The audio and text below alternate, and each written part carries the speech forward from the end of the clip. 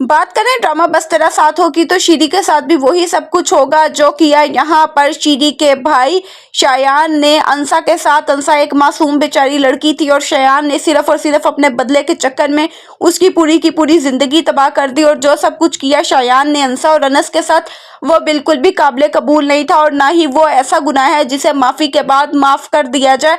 तो ड्रामा जो है वो अपने पीक पर है और ड्रामा हमें बहुत ही अमेजिंग किस्म के मैसेज दे रहा है। अंसा और अनस के जो सीन्स थे वो भी एक्सेप्शनल थे, बहुत अमेजिंग थे।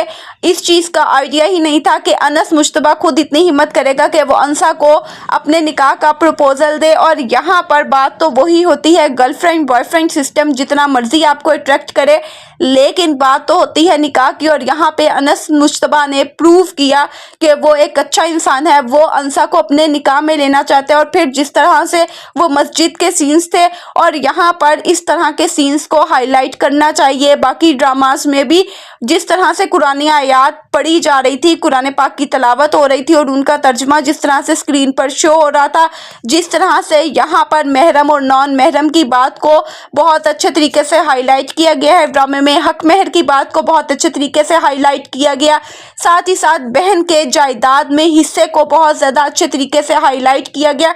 तो ये सारे वो मैसेज हैं जो हमें देखने के लिए मिल रहे हैं इस ड्रामे में।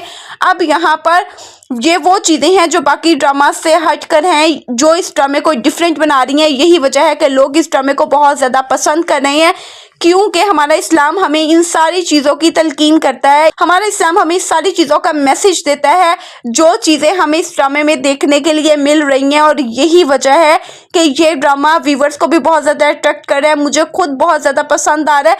क्योंकि अब यहाँ पर जिस तरह से खुर्शीद चचा कहते हैं यहाँ पर अंसा को और अंसा के सारे फ्रेंड्स को कि मैं अंसा के बाप जैसा हूँ, लेकिन मैं अंसा का बाप नहीं हूँ।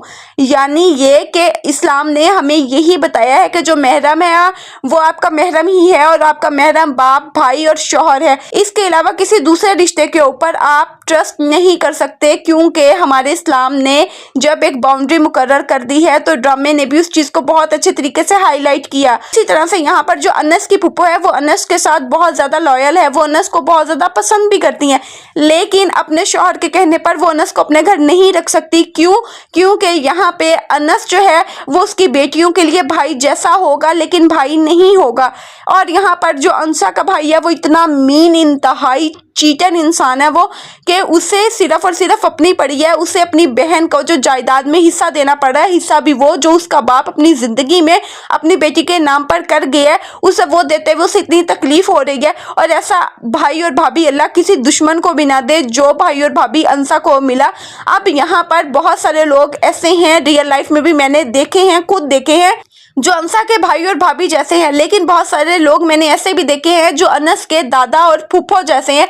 तो ड्रामे में हर चीज़ को इतना बैलेंस करके दिखाया गया है ना। अब यहाँ पे शायान ने जो सब कुछ किया अनस और अंसा के साथ, उस सब का खमियाजा भुगतेगी शायान की अपनी बहन शीरी, क्योंकि फहाम भी वही सब कुछ करेगा यहाँ पर शीरी के साथ। और ड्रामे में बहुत अच्छे तरीके से यहाँ पर फिर दिखाया जाएगा मकाफाते अमल, कारमा हिट करेगा। जो सब कुछ किया शायान ने किसी और की बहन बेटी के साथ, यहाँ पर अब उसकी अपनी बहन के साथ ऐसे ही होगा। जिस तरह से शायान कहता है कि अगर अनस मेरी बहन को आंख भर के देखेगा भी तो मैं उसकी आंखें ना नोच लूं, मैं उसकी आंखें ना निकालूं। यानी उसकी अपनी बहन की इज्जत के ऊपर बात आई तो वो अनस की आंखें तक निकालने के लिए तैयार है। लेकिन अंसा का क्या? अंसा के लिए भी तो वही स्टैंडर्ड होने चाहिए थे जो शीरीन के लिए थे। तो यहाँ पे शीरीन के साथ तो होने वाला बहुत ज्यादा बुरा। यहाँ पर फहाम जो है उसे ट्रैप करेगा अपनी झूठी मोहब्बत में, और यहाँ पर शीरीन जो है वो ट्रैप हो भी जाएगी।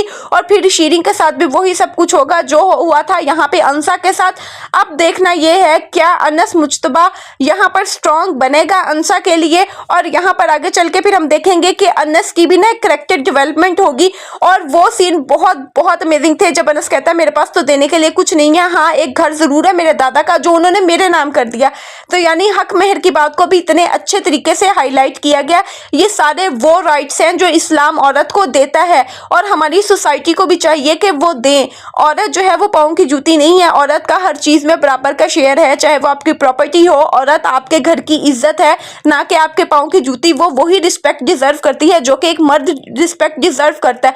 तो ड्रामा जो है वो तो बहुत ज्यादा अमेजिंग तरीके से आगे जा रहा है, और ड्रामे में जो मैसेजेस हाईलाइट किए गए हैं वो भी बहुत अमेजिंग थे। तो आपके ख्याल में क्या अनस को अब हो जाना चाहिए मजबूर? मजबूत और करनी चाहिए अंसा की हिफाजत। तो क्या शीरीन के साथ भी वही सब कुछ होना चाहिए जो यहाँ पे किया शायान ने अंसा के साथ? तो कमेंट सेक्शन में जरूर बताएं और वीडियो अच्छी लगी हो तो चैनल को सब्सक्राइब करना ना भूलें।